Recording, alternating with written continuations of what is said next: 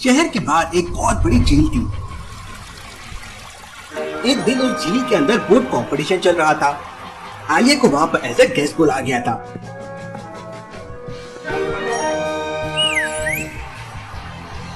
पानी के अंदर सारे लोग अपनी अपनी बोट को चला रहे थे।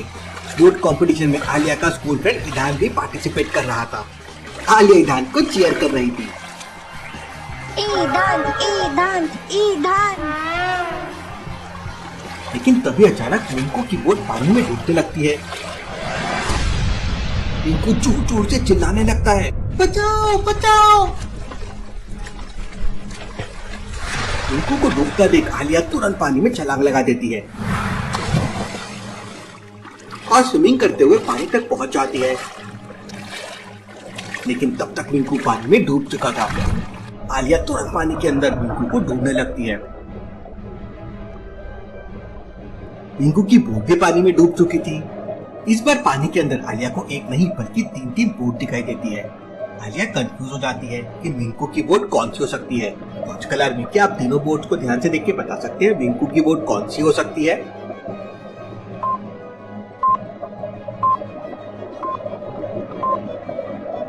पहली वाली बोट तो काफी पुरानी लग रही है, कई टाइम से पानी के अंदर पड़ी होगी। और तीसरी वाली बोट में ऑलरेडी 2 छेद है, मतलब ये भी काफी पुरानी बोट होगी। इसका मतलब दूसरी वाली बोट मिंकू की होगी। आलिया तुरंत दूसरी वाली बोट को सीधा करती है तो मिंकू बोट के नीचे दबा हुआ था। आलिया मिंकू को लेकर पानी के ऊपर आ जाती है। तब तक वहाँ पर बाकी लोग अपनी बोट लेकर आ जाते हैं। सारे लोग मिलकर तुरंत मिंकू को पानी से बाहर लेके आते हैं। मिंकू बेहोश था। आलिया तुरंत मिंकू की बॉडी को दबाने लगती है तो मिंकू के मुंह से बहुत सारा पानी बाहर निकलता है, लेकिन मिंकू को होश नहीं आता। इसे तो होश ही नहीं आ रहा है। हमें तुरंत इसे हॉस्पिटल लेके जाना होगा। आलिया का फ्रेंड ईदान अपनी कार लेके पहुंच जाता है। दोनों मिंकू को कार में लेते हैं और हॉस्पिटल के लिए निकल जाते हैं। ध्यान, थोड़ा फास्ट, हमारे पास ज्यादा समय नहीं है। दोनों थोड़ी देर में हॉस्पिटल पहुंच जाते हैं। हॉस्पिटल में डॉक्टर तुरंत मिंकू को आईसीयू में लेकर जाता है, लेकिन मिंकू की जान नहीं बच पाती और मिंकू मर जाता है। मिंकू की डेड बॉडी देखकर आलिया तुरंत समझ जाती है कि जरूर कुछ गड़बड़ है, मिंकू का मर्डर किया गया है। लॉजिकल आर्मी, क्या आप सोच सकते हैं आलिया ने ऐसा क्या देखा? सोचिए सोचिए।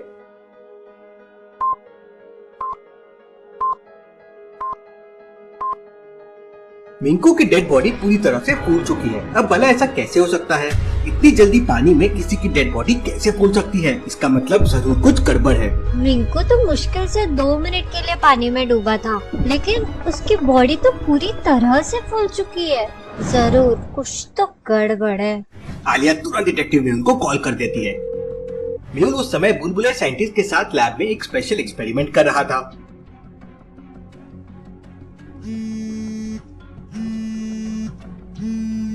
आलिया का कॉल आते ही मेहुल तुरंत अपनी कार में हॉस्पिटल के लिए निकल जाता है।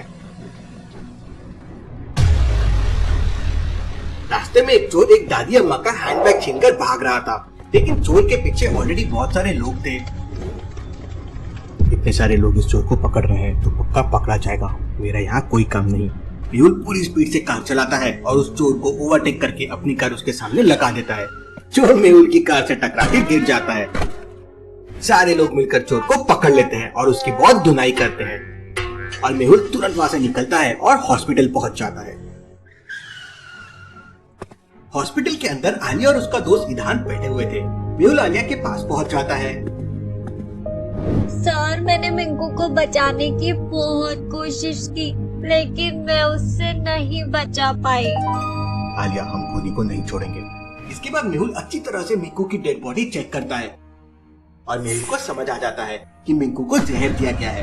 लॉजिकल आर्मी, क्या आप बता सकते हैं मेहुल को ये कैसे समझ गया? सोचिए सोचिए।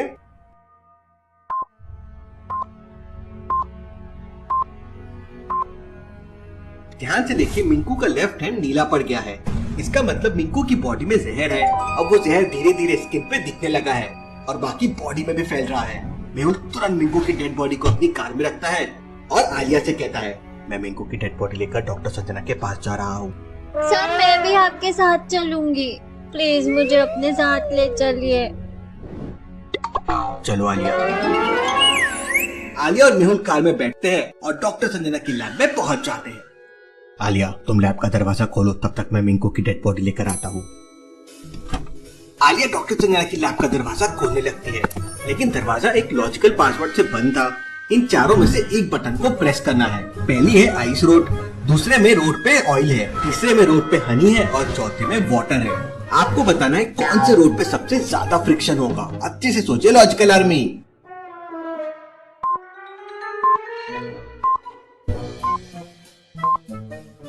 चारों रोड के कंपैरिजन में वाटर वाली रोड पे सबसे ज्यादा फ्रिक्शन होगा। बाकी तीनों रोड्स पे ना के बराबर फ्रिक्शन होगा।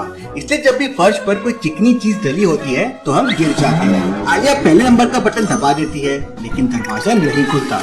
आलिया वापस मेहुल के पास आ जाती है। सर वो दरवाजा नहीं खुल रहा है। मेहुल तुरंत दरवाजे पे जाता है और 4th नंबर वाली बटन प्रेस कर देता है तो दरवाजा खुल जाता है।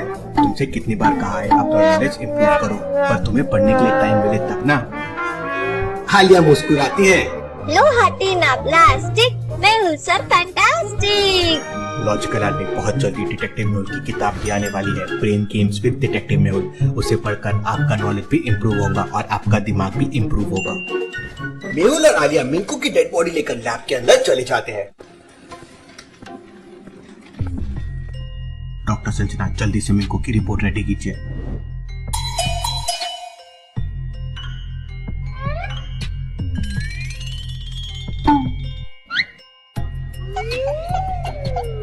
थोड़ी देर बाद पोस्टमार्टम की रिपोर्ट तैयार हो जाती है।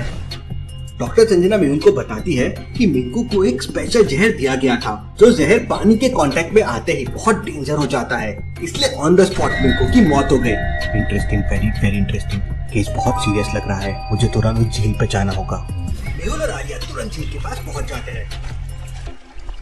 इस समय वहाँ पर 3 लोग थे।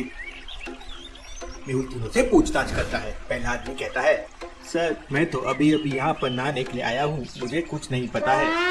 दूसरा आदमी कहता है, सर मैं तो सुबह से यहाँ मछलियाँ पकड़ रहा हूँ, मुझे भी कुछ नहीं पता है। तीसरा आदमी कहता है, सर मैं तो धोबी हूँ, यहाँ पे कपड़े धोने आया हूँ। तीनों की बात सुनकर मेहुल तुरंत समझ जाता है कि कौन झूठ बोल रहा है, लेकिन क्या आप समझ पाए लॉजिकल आर्मी?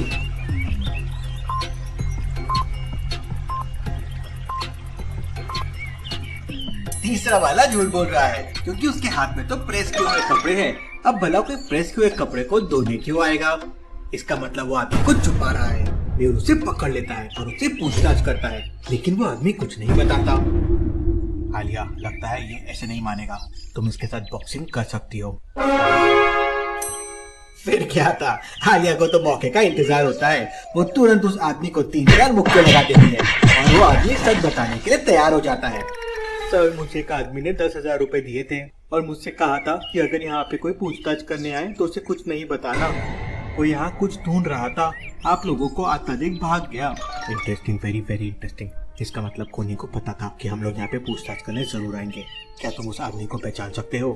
नहीं सर, मुश्किल है। हाँ सर, अगर वो वापस आया तो उसे पहचान सकता हूँ। आलिया, यही वेट करते हैं, वो वापस जरूर आएगा। तुम उसके आते ही हमें इशारा कर देना। मेहुल और आलिया एक पेड़ के पीछे छुप जाते हैं। सर पता है आज मेरे साथ एक हादसा हो गया। बुलबुलिया ने एक मशीन बनाई थी जिससे वो और आदि तो हैंडसम हो गए। फिर मैं गई मशीन में, मेरे जाते ही मशीन में शॉर्ट सर्किट हो गया। आदि ने कहा कि मशीन भी तुम्हें मिस यूनिवर्स नहीं बना सकती है, इसलिए वो खराब हो गई और जोर जोर से मुझ पर हंसने भी लगे। आलिया, तुम वैसे भी बहुत खूबसूरत हो।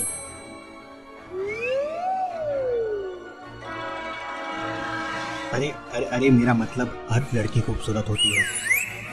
थोड़ी देर बाद वहाँ पे 2 आदमी आते हैं। आलिया, तुम पीछे से आओ, मुझे दूसरा वाला आदमी गड़बड़ लग रहा है। और दूसरा वाला आदमी थोड़ा नजदीक आता है तो मेहुल के साथ वाला धोबी उसे पहचान लेता है। सर, इसी आदमी ने मुझे पैसे दिए थे। मेहुल तुरंत उसे पकड़ने की कोशिश करता है, लेकिन वो आदमी अपनी गन निकाल कर मेहुल के ऊपर फायरिंग करने लगता है।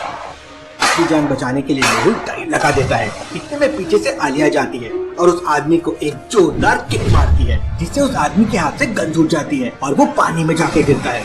इतने में मौका पाकर मेहुल उसे पकड़ लेता है और थोड़ी देर के लिए उसका सर पानी में डुबा देता है। अब सच बताओ, तुमने मिंकू को क्यों मारा?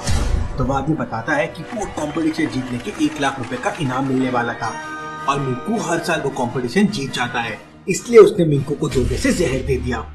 मेहुल उसे एक जोरदार थप्पड़ मारता है और पुलिस के हवाले कर देता है। केस सॉल्व, डिटेक्टिव मेहुल और आलिया रॉक्स। लॉजिकल आर्मी मेरे और आलिया के साथ डेली मस्ती के लिए अभी की अभी मुझे इंस्टाग्राम पे फॉलो कीजिए। Thank you.